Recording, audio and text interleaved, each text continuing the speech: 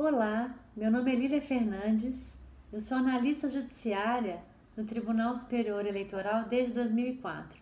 Estou aqui a convite do diretor da Escola Judiciária Eleitoral, juiz Ricardo Alberto Pereira, a quem eu agradeço pelo convite e parabenizo por esse projeto 5 minutos de informação.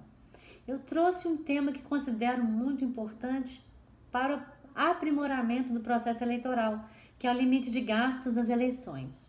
Vamos falar, obviamente, do limite de gastos nas eleições municipais de 2020. Não é? Esse tema ele vem sendo discutido num contexto maior de financiamento da democracia.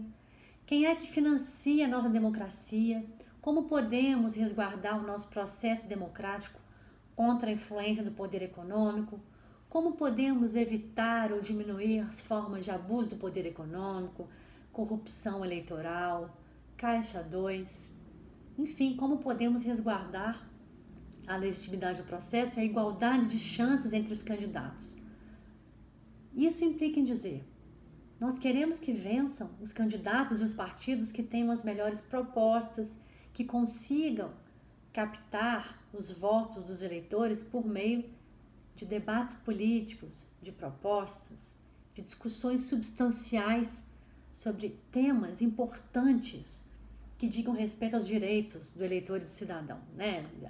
Propostas para a saúde, para a educação, infraestrutura, desenvolvimento, enfim, e não que vença aquele que teve maior aporte financeiro na campanha.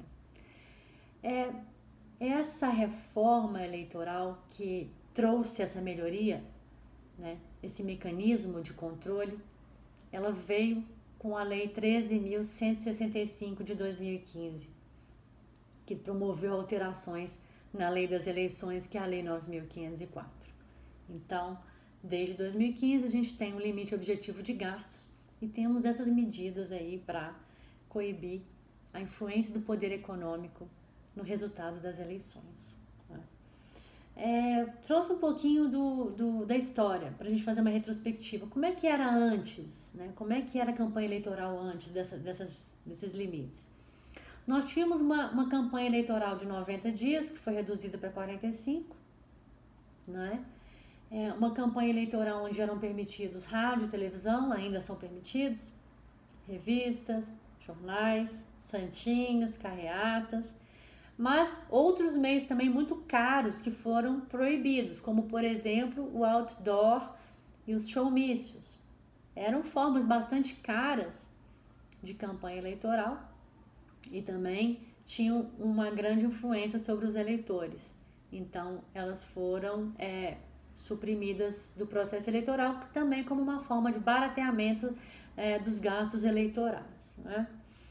E hoje nós temos também uma medida muito importante, que é a limitação na contratação de cabos eleitorais. O que acontecia anteriormente?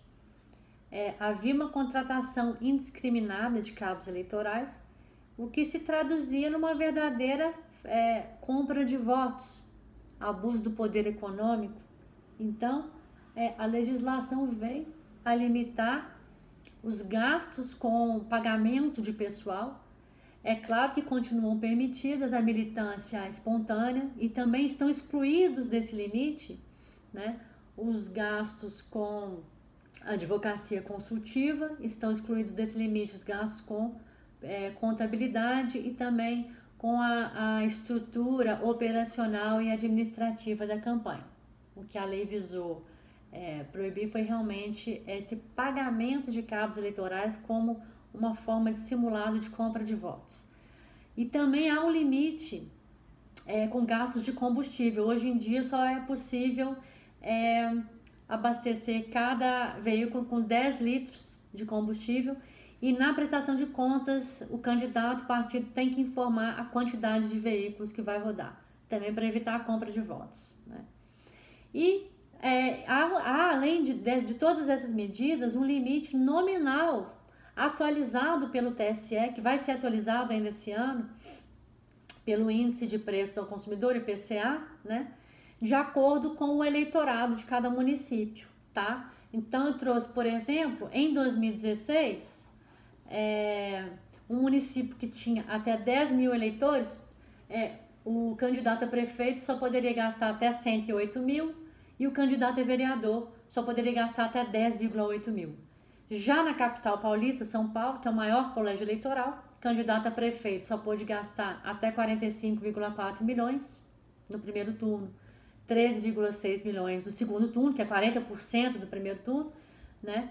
E o candidato a vereador em São Paulo poderia gastar até 3,2 milhões. E qual que é a penalidade para quem desrespeitar a regra do limite de gastos, né?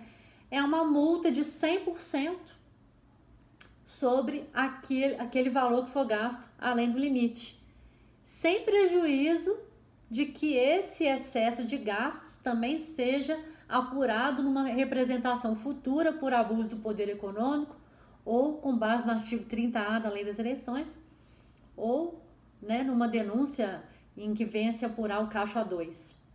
E isso pode resultar, além da multa, até na cassação do mandato do candidato. Espero ter contribuído um pouquinho para o projeto e parabenizo a todos que estão participando.